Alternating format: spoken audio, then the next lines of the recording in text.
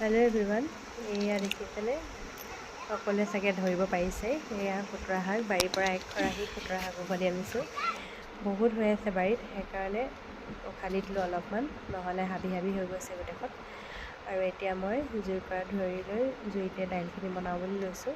সদায় যিহেতু গেছতে বনাই খাই থকা হয়, কেতিয়াবা জুইটো বনাই খাবলৈ মন যায় নহয় জানো।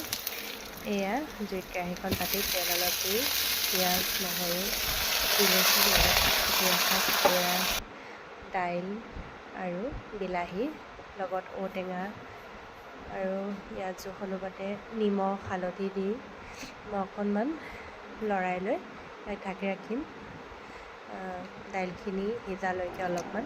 আৰু আনফালে মই কুকাৰত এয়া উৰহি দি দিছোঁ ভাতৰ লগতে। আৰু ইফালে মই প্ৰায়খিনি আধা সিজা নিচিনা হোৱাৰ কাৰণে মই ইয়াত এতিয়া পানী দি দিম।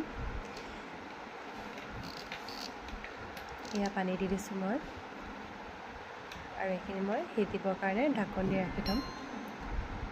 এয়া লগতে মই আৰু জুইতে এতিয়া এয়া গৰৈ মাছ পুৰি দিছোঁ। কেতিয়াবা পোৰাও খাই ভাল লাগে নহয় জানো। এয়া মই পিছে বৰ ভালদৰে পুৰিব নাজানো, আগতে দেখি আপোনালোকে নাহাঁহিব। এয়া পুৰিছোঁ আৰু যেনে তেনে। আৰু আনফালে মই কেৰাহীত মাছ ফ্ৰাই কৰিছোঁ, আৰু লগতে এয়া জলফাই আছিলে, জলফাই বইল কৰিছোঁ, আৰু লগতে এয়া মাংস, ব্ৰইলাৰ মাংস, আৰু এয়া শেহতীয়া লাই শাক আছিলে, লাই শাক কাটি লৈছোঁ। আৰু দেখিছেনে উৰহিবিলাক ধুনীয়াকৈ সিজি গ'ল। আৰু উৰহিবিলাক সদায় ভাজি খাই ভাল নালাগে যিহেতু, সেইকাৰণে মই কেতিয়াবা এনেকৈ বইল কৰি খাই ভাল পাওঁ। আৰু এয়া মোৰ মাছ সিজিলে, লগতে জলফাইও সিজিলে। এয়া মই পিটিকা কৰিবলৈ ৰাখিছোঁ।